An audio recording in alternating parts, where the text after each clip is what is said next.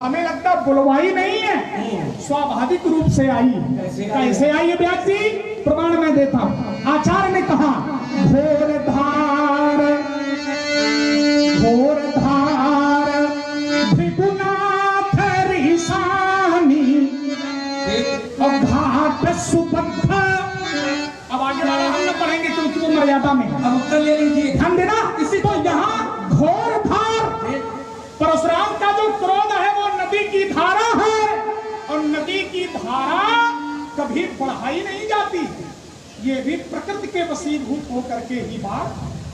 आप और देखिए, मैंने पहले भी कहा था न करो उसको कि छोटा छोटा रखो, छोटा छोटा अपने समय आपने कहा कि ये पढ़ाई नहीं है, पढ़ाई नहीं है। हम कहते बढ़ाई है, कैसे नहीं बढ़ाई है? क्या क्या आपने अपने क्रोध की में बढ़ोतरी नहीं की है? तो सीधे प्रमाण पढ़े देता सुनत बचने फिर अनत निहारे देखे चाप खंड मही धारे अतिर से बोले बचन कठोरा अतिर से बोले बचन कठोरा कहूँ जड़ जनक धनुष के तोरा तो आई नहीं है, इसको लाना पड़ा है। आपने चौपाई पढ़ी थी कि घोर धार हमारा जो क्रोध है वो घोर धार भृगुनाथ ऋषानी। जो परशुराम जी का ऋष है, जो क्रोध है वो घोर धार भृगुनाथ ऋषानी। लेकिन इस नदी, क्रोध रूपी नदी की धारा चाहे जितनी घोर हो, लेकिन ऐसा घाट बंधा हुआ है जिस घाट को ये धारा कभी काट नहीं पा रही है। और वो घाट कौन सा है? तो आचार्य ने प्रमाणित किया है कि घोर धार भृगुनाथ ऋषानी घाट सुबद्ध राम परबानी। राम जी की जो वाणी का घाट है वो इतना मजबूत है कि ये घाट परशुराम जी की क्रोध रूपी नदी की धारा से काटा नहीं जा रहा। अच्छा, एक बात यहाँ फिर मैं ये कहूंगा कि यदि घाट है और शुद्ध घाट है और उस घाट के अंतर्गत नदी में बाढ़ आ जाए तो इसमें नदी का दोष क्या है? नदी का दोष है कि नहीं? आ जाए, ठीक है ना, सोचो जरा, आ जाए। भाई हमें ये लगता है कि हमारे प्रश्न का उत्तर नहीं हो पा रहा। सही है, बात तो तुम अपनी कर रहे हो, और मैं बार बार पूछ रहा हूं कि नदी में यदि बाढ़ आ जाए और आई है, क्योंकि परशुराम का क्रोध नदी के रूप में है, तो जब आई है तो नदी का दोष क्या? एक से रुकेंगे। बाढ़ आई है कि बाढ़ मंगाई गई है? वही बात क्या बताऊं? क्यों भाई? अच्छा एक बात बताओ, क्या नदी में बाढ़ मंगाई जाती है? ऐसी बातें करते हो बच्चों जैसी नहीं, बच्चे हैं। पहली बात तो ये सोचो, बच्चों जैसी नहीं, हम बच्चे हैं, पहली बात हो। तो दूसरी बात समझने का प्रयास हो तो गुल्ली डंडा खेलो जाके कहीं। गुल्ली डंडा वाले हमारे चक्कर में पड़े, हम खेल खेलते दूसरा वाला। यही भाई सुनो, उत्सुक होना चाहिए, सुनो और प्रमाणित होना चाहिए।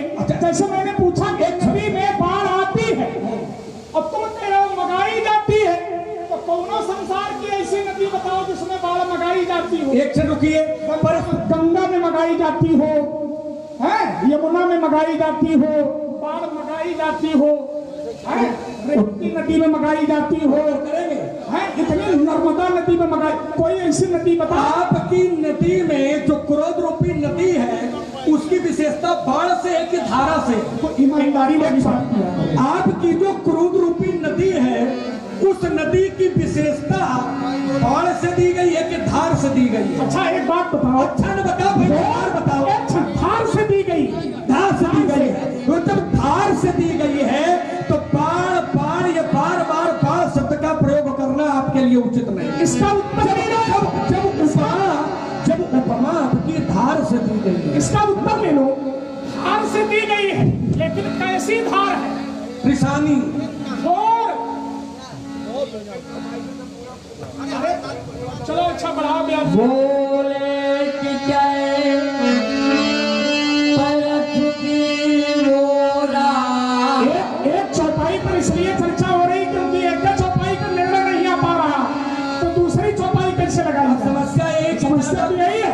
इधर अच्छा एक का निर्णय ना आ पावे तो ठीक, यहाँ जितनी बातें रखी गई है सबका निर्णय। देखिए महाराज, फिर अतिरिक्त बोल रहे हो। तो हमने कहा था कि 5 शब्द का प्रयोग आपने 6 बार किया, और इसीलिए हमने कहा था कि 5 शब्द का प्रयोग आपके द्वारा जो किया जा रहा है वो अनुपयुक्त है। उपयुक्त नहीं है, इसलिए अनुपयुक्त है क्योंकि परशुराम रूपी क्रोध रूप की नदी है, उसकी उपमा बाढ़ से नहीं है, धार से है। भाई घोर शब्द माने क्या है? घोर धार, तो घोर अगर धारा से है ठीक। तो घोर माने क्या है? एक क्षण रुको। धारा घोर कैसे होती है? बाढ़ से होती है क्या? वो आचार्य जी कहते हैं, आगे बढ़ाओ। बाढ़ से होती है क्या? धारा जो घोर होती है क्या वो बाढ़ से होती है क्या? कैसे होगी बताओ? तुम बताओ भाई, हम तुम पढ़े लिखे हैं। गंगा जी का उद्गम देखा है कभी कहीं? फिर वही बात, गंगा जी का उद्गम। भूगोलो पढ़ो, भूगोलो। चलो ब्याज जी, अब चौपाई गंगा जी का उद्गम देखा है हमने, तो वहाँ डूबता नहीं है, लेकिन धारा इतनी तेज है कि पैर रुकते नहीं है। समझो, उद्गम जाओ देखो। चलो अच्छा, यहाँ उद्गम नहीं है ना? क्योंकि जहाँ उद्गम होता है वहाँ घाट नहीं होता। गंगा जी का जहाँ उद्गम हुआ है क्या वहाँ घाट है? चलो ब्यासी बढ़ाओ। तुम्हारी प्रत्येक बात का उत्तर मैं दे रहा हूँ। हाँ सही है। हमारी बात का उत्तर नहीं आ फिर नहीं हो बाढ़ नहीं है, बाढ़ नहीं है। चलो उत्तर का हो बस के बाद बलात् उत्तर करते हो। चलो ब्याज बोले मोरा। अरे सच, अरे दुष्ट, मेरा स्वभाव नहीं जानता। मेरा स्वभाव कैसा है?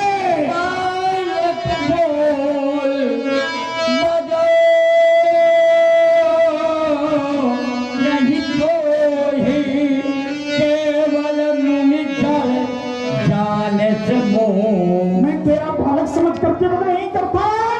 क्या केवल तुमने मुझे मुनि ही समझ रखा है? मैं केवल मुनि नहीं, मैं क्या हूँ? बालकम चारियत को ही विश्वविदित क्षत्रिय कुलद्रोही। बाल ब्रह्मचारी आजन्म ब्रह्मचारी स्यात् ब्रह्मचर्य प्रतिष्ठिता जरा मरण व्याधिनाशार्थम ब्रह्मचर्यम पाले। 4 प्रकार के ब्रह्मचारी होते हैं: सावित्र, प्राजापत्य, ब्राह्म और बृहत्। जो यज्ञोपवीत के दिन तक ब्रह्मचर्य व्रत का संकल्प ले वो सावित्र ब्रह्मचारी। यज्ञोपवीत से गायत्री जब तक जो ब्रह्मचर्य व्रत का संकल्प ले वो प्राजापत्य ब्रह्मचारी। यज्ञोपवीत से वेदाध्ययन तक जो ब्रह्मचर्य व्रत का संकल्प ले वो ब्राह्म ब्रह्मचारी। यज्ञोपवीत से लेकर जो अपने जीवन पर्यंत तक ब्रह्मचर्य व्रत का संकल्प ले वो बृहत् ब्रह्मचारी होता है। और मैं बृहत् ब्रह्मचारी हूँ और मैंने कुछ किया भी है। व्यास जी क्या किया है? भोम भोप बिलकी विपुल पाल महिदेवन दी। मैंने अपने भुजाओं के बल से एक बार ये पृथ्वी राजाओं से छीन कर ये ब्राह्मणों को दान में दी है, और भी कुछ किया है।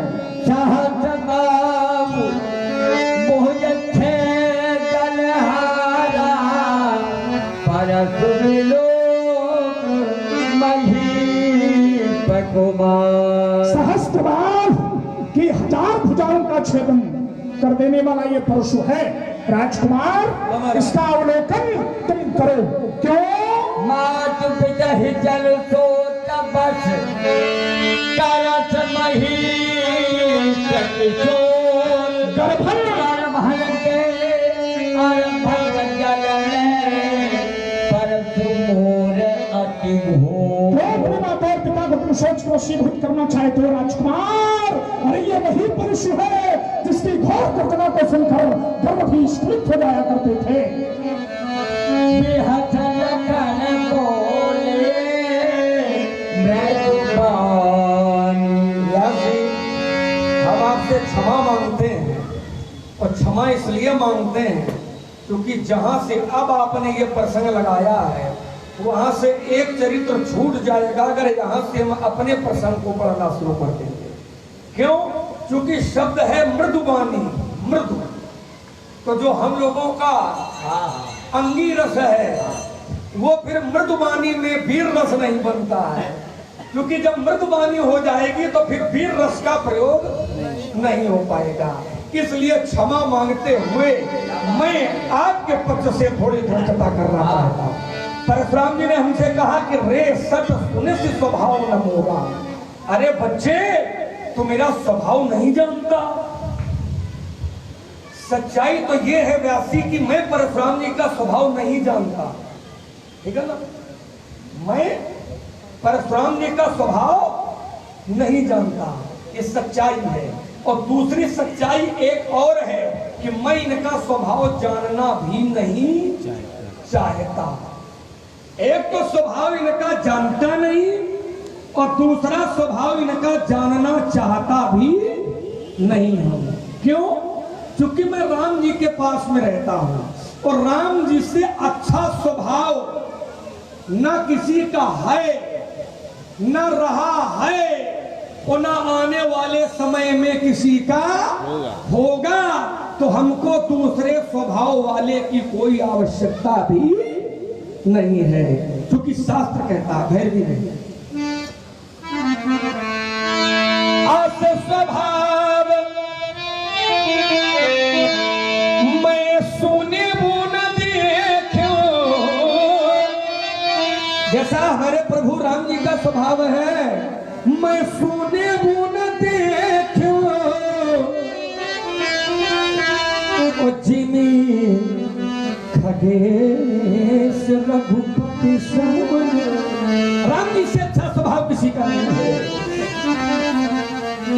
जिनके यश प्रताप के आगे, जिनके यश, तो हमको इनके स्वभाव की कोई आवश्यकता नहीं है। क्योंकि समस्या ये है कि परशुराम जी अपना स्वभाव कम और प्रभाव ज्यादा बता रहे हैं। स्वभाव कम और प्रभाव ज्यादा।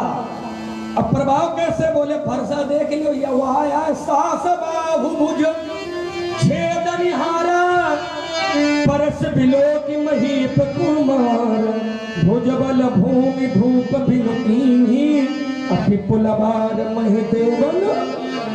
तो स्वभाव कम है और प्रभाव ज्यादा है। और लक्ष्मण किसी के स्वभाव से तो द्रवीभूत हो सकता है, लेकिन किसी के प्रभाव से प्रभावित होने वाला नहीं है ना। आप कहते हो लक्ष्मण जाओ, मातु पिता ही जनु सोच बस, करत महीश किशोर। अरे माता पिता को क्यों सोच के वशीभूत करना चाहते हो राजकुमार? ये फरसा देखो, ये तो करभन के अर्भक तलन परस मोर अति घोर। ये जो मेरा फरसा है, ये जो चलता है तो गर्भ में जो भ्रूण पलते हैं उनका विनाश हो जाता है घोर गर्जना सुन करके। देखो महाराज, ये सब वीरता वाली बातें हमको न बताओ। इसलिए न बताओ क्योंकि हम क्षत्रिय के घर में पैदा हुए हैं। आप विद्वान होगे, वेदों का ज्ञान ज्यादा होगा, पुराणों का ज्ञान ज्यादा होगा, शास्त्र ज्यादा पढ़े होंगे आपने, इसकी तो बात मानने के लिए तैयार हूं।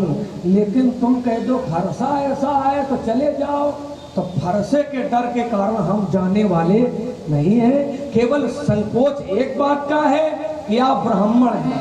सच्चाई ये है कि विप्र देवता देखता नहीं विप्रवेश तो क्षण भर में मजा छिखा देता।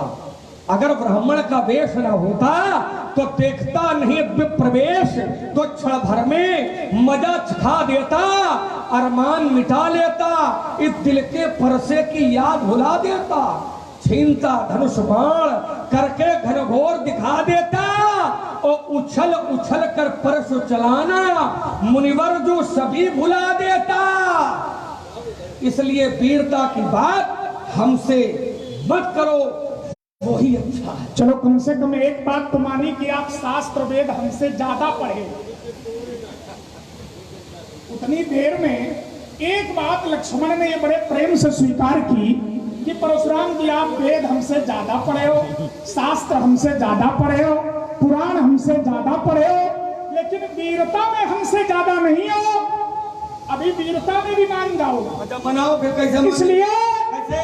क्योंकि मैं केवल ब्राह्मण नहीं हूँ, मैं ब्राह्मण भी हूँ और क्षत्रिय भी हूँ। अग्रतस्य चतुरो वेदः पृष्ठतः सरम धनुः इदं ब्राह्मणम् इदं क्षात्रम्। ये माला हमें पहनाओगे क्या? नहीं, माला आओ बेटा पहना दो, कल्याण हो जाएगा तुम्हारा। माला पहनने के लिए कर्म करो। आओ कर्म, माला इसे नहीं हमारे मिलेगी। कर्म जो ये है ये माले वाले हैं, माला वाले इसीलिए हम नहीं, माला पहने। माला वाले नहीं है, ये भाला वाले हैं। कहाँ चक्कर में पड़ा? शाही बीच में नहीं बोलो, सुनो। शाही स्नान इधर शाही स्नान महात्माओं का होता है, राजाओं का थोड़ी होता है। अरे स्नान इसलिए क्षत्रियों को मैंने छाप छाप ये 21 बार घूमत डाली और रहने न दिया। कोई क्षत्रिय जो अपने को ये बलशाली, अरे तू क्षत्रिय कहां से आ निकला और अपने को क्षत्रिय कहता है। राम कहें समझार शठ क्यों बलभव बातें करता है। आपने कहा लक्ष्मण ने एक बात तो मानी। लक्ष्मण ने यह कहा कि तुम हमसे वेद शास्त्र ज्यादा पढ़े हो। एक बात तो इतनी देर में लक्ष्मण ने अच्छी कही है। हमारा हम अच्छी हमेशा कहते हैं। अब समस्या ये है कि दृष्टि दूसरी लगाए हो तो दिखाई वैसे ही पड़ेगा जैसी दृष्टि होगी। हम तो वही कह रहे हैं, अच्छा बोल रहे हैं, है ना। आप ये शास्त्र पढ़े, अरे जो बहुत बड़ा होता है, जो बहुत पढ़ा लिखा होता है ना, तो वो अपने आप को बहुत पढ़ा लिखा थोड़ी कहता है। जो बहुत बड़ा ज्ञानी होता है तो ज्ञानी नहीं कहता है। अरे बहुत बड़ा ज्ञानी छोड़ो, जो ज्ञानी नामक गण है वो भी कहता है तो अपने आप को ज्ञानी नामक गण नहीं कहता है। एक मंदमय मुंह बस कुटिल हृदय ज्ञान। तो ये हमारी साधुता है ना। बाकी ठीक है, हमसे कहते हो कि अभी सब पता चल जाएगा। पता क्या चलेगा? एक शब्द पर भारी है। जितने वीर हैं संसार में त्रैलोक्य में, हम लोग उसमें बर है। बर माने श्रेष्ठ। एक शब्द पर्याप्त होता है महाराज। देवता तो वीरता की बात न करो, बाकी सब ठीक है आपके लिए, है ना। ब्राह्मण हो, आपके लिए 100 खून है, सब बराबर है। पर वीरता की बात करोगे तो ये महाराज लक्ष्मण आपको केवल मुंह तोड़ उत्तर देगा। इसलिए समझ जाओ, नहीं तो सभा से भाग जाओगे मुनि जब हम संभालेंगे। बड़ा केवल चक्कर में हम उसके सब थाने के मना सुनर खड़ा है, नहीं देख तब तक के तलज्जा को विषम विस्तार थाने के तुम्हें क्या हो गया मुने, जो करते ही तो चाहते हो जगत के वीर सिंह हो तो मुनि। अच्छा, बाप के सामने बेटा तो कहता है कि हम बहुत बड़े वीर हैं, ये तो स्वाभाविक बात है पिताजी। लेकिन हम कितने बड़े वीर हैं ये तो हम ही जानते हैं। अच्छा, अगर यही मान लो कि हम ब्राह्मण हैं तो ब्राह्मण से भी बड़ा कोई वीर नहीं हो सकता। क्यों? क्योंकि तुम्हारे गुरु विश्वामित्र ने पूर्व में कहा था, धिक बलम क्षत्रिय बलम ब्रह्म तेजो बलम बलम एकेन ब्रह्म दंडेन सर्व शस्त्राणि हतानि में का एक बल तुम्हारा। इसलिए मैं कहता हूं, सूर वंश में यह प्रसिद्ध था सहस्त्रबाण। अरे जिसका जवान में न दूसरा जोड़ा था, अरे मारा था ललकार कर। मैंने सहस्त्रबाण अर्जुन को, यद्यपि सैन्य बल न उसके पास थोड़ा था, अरे मोड़ा था खड़ानन हमीने मैंने तोड़ा था। अरे लक्ष्मण, मैं वही हूँ परशुराम, जिसने है वंश का एक राजा तक न छोड़ा था। उनके चक्कर में पड़ा। आपने कहा कि अगर वीरता की बात करोगे तो ब्राह्मण फिर भी है, एक ब्राह्मण दंडेन। देखो महाराज, एक बात बताएं, आप ब्राह्मण ही नहीं हो, ब्राह्मण भी हो। तो हाँ अमर भी में क्या कुछ गड़बड़ी? गड़बड़ है। क्या गड़बड़? गड़बड़ ये कि आपका जो निर्माण हुआ है, अच्छा हमारा निर्माण हुआ, समझो शब्द को चिंता। अच्छा कुछ गड़बड़ हो गया, परशुराम का निर्माण हुआ। कुछ गड़बड़ हो गया है क्या? निर्माण जैसे भवन का होता है परशुराम का भी हुआ होगा। वैसा ही होता है। 12 शब्दकोश, 12 साहित्य। सुना तो वैसा ही होता है, आगे पीछे पढ़ा होता। समस्या ये आप अपने वेद याद कर रहे हो। नहीं बढ़िया, निर्माण कैसे हुआ बताओ? निर्माण होता है, कैसे होता है उसके लिए चौपाई भी है। जब जब होए धर्म की हानि, बाढ़ असुर अधम अभिमानी, तब तब प्रभु धरि विविध माने निर्माण। रुका था विविध माने निर्माण, आगे शरीरा, शरीरा माने निर्माण, आगे माने शरीरा। जब जिस जैसे शरीर की आवश्यकता होती है वैसे शरीर का निर्माण परमात्मा के द्वारा किया जाता है। बाबा क्या कर रहे हैं? जब जिस जैसे शरीर आवश्यकता पड़ी, मीन का रूप बनाया। आवश्यकता पड़ी, परमात्मा ने कमट का बनाया, सूकर का बनाया, बामन का बनाया, नरसिंह का बनाया। और आप समझिए। चलो ये भी मान रहे हो, ये भी बहुत अच्छी बात।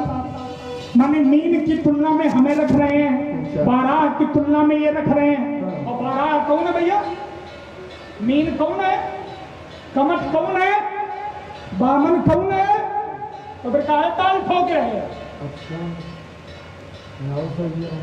अब उत्तर ले लो। आप समझिए जरा। अब उत्तर ले लो, अब बड़ी शांति से लो। चलो लाओ उत्तर लाओ। मीन का अवतार हुआ। चलो कम से कम बढ़िया उत्तर तो दे रहे हैं। उत्तर हम हमेशा देते हैं। समस्या ये फिर हम वही कहने के लिए बात होते हैं, क्या? मतलब का सुनते हो बाकी सब भूल जाते हैं। बढ़िया। आपने कहा कि लक्ष्मण ने हमको मीन के बराबर खड़ा कर दिया है, कमट के बराबर खड़ा कर दिया, फिर हमारा विरोध लक्ष्मण क्यों कर रहा? विरोध का एक कारण है। मीन का अवतार हुआ था और जिस काम के लिए अवतार हुआ था वो काम किया, मीन भगवान चले गए। कमट भगवान का अवतार हुआ था, कमट भगवान का अवतार जिस कार्य के लिए हुआ था, काम किया, कमट भगवान चले गए। सूकर भगवान का अवतार जिस कार्य के लिए हुआ था, कार्य किया, चले गए। नृसिंह भगवान का अवतार हुआ था, काम किया, चले गए। आपका अवतार जिस कार्य के लिए हुआ था, पता नहीं कभी होगा, फिर जा नहीं रहे हो। तो ये बताओ परशुराम कौन है? कुआं में गिर पड़े नहीं जा रहे। आप जानो, हम क्या जाने इसमें? तो भाई आपका जो अवतार है, आपका जो आगमन है वसुंधरा पर, तो उसका कोई निमित्त होगा। तो क्यों आए हो? तो जब इसके मूल में जाओगे तो वो काम होगा। देखो इसका भी उत्तर ले लो। अवतार 2 प्रकार के होते हैं। उस प्रकार जरूर एक बताओ। निमित्त अवतार, एक होता है नित्य अवतार। परशुराम आए लेकिन जा नहीं रहे। मीन आए चले गए, कमठ आए चले गए, वाराह आए चले गए, लेकिन वाराह को चिरंजीवी और अमर होने का वरदान नहीं प्राप्त है। मीन को अमर और चिरंजीवी होने का वरदान नहीं प्राप्त है, लेकिन परशुराम को अमर और चिरंजीवी होने का वरदान प्राप्त है। अब हम कुछ कह सकते हैं? समझो जरा। अब हमारी बात तुम तो ये चाहते हो कि परशुराम जी मर गए। चिरंजीवी माने, अगर कोई पूछ दे चिरंजीव माने, चिरंजीवी और अमर दोनों शब्दों का प्रयोग मैंने किया है। अमर हो आप कैसे? कमाल है। कैसे? आजन्म ब्रह्मचारी स्यात् ब्रह्मचर्य व्रते स्थिता जरा मरण व्याधि नासार्थम। जिसके जीवन में जरा ना हो, जिसके जीवन में मृत्यु ना हो और जिसके जीवन में व्याधियां ना हो, तो जो मृत्यु रहित है वो कौन है? एक क्षण रुकेंगे आप। आपने कहा कि हम अमर हैं, अमर। तुम्हारा देखो ब्रह्मचर्य के बल से, जो आपने श्लोक पढ़ा है, ये ब्रह्मचर्य के बल का प्रभाव है कि जो ब्रह्मचर्य व्रत का पालन करता है तो मृत्यु व्याधि जरा नाश हो, उसका विनाश हो जाता है। अब फिर अगर इसको दूसरी ओर मोड़ोगे तो फिर ब्रह्मचारी का ब्रह्मचर्य या ब्रह्मचारी का जो ब्रह्मचर्य व्रत है वो खंडित भी हो जाता है। ठीक है, क्या बताऊं? बताने की आवश्यकता थोड़ी। फिर हम वही जाएंगे। ये बताओ तो ब्रह्मचारी थे, ब्रह्मचारी थे कौन? व्याधि समझ लो बातें। ब्रह्मचर्य व्रतरति मति धीरा, और तुम ही पुकार